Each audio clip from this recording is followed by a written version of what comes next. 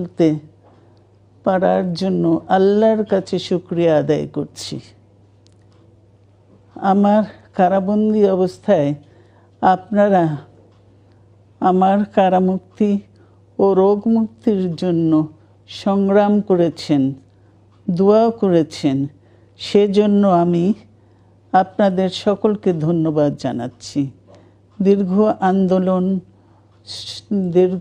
আন্দোলন সংগ্রাম ও ত্যাগের মধ্য দিয়ে আমরা ফ্যাসিবাদী অবৈধ সরকারের কাছ থেকে মুক্তি পেয়েছি।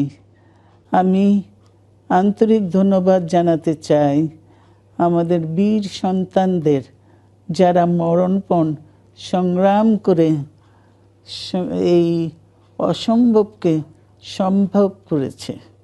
শত শত শহীদদের জানাই শ্রদ্ধা।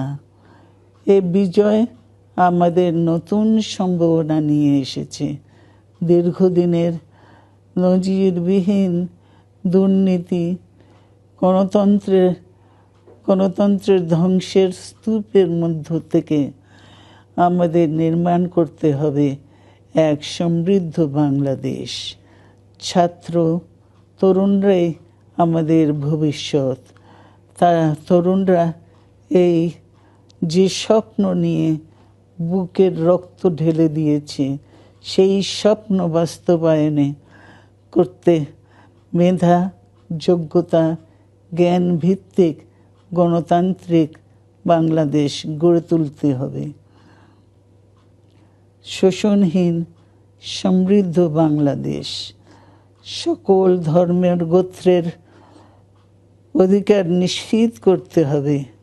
শান্তি,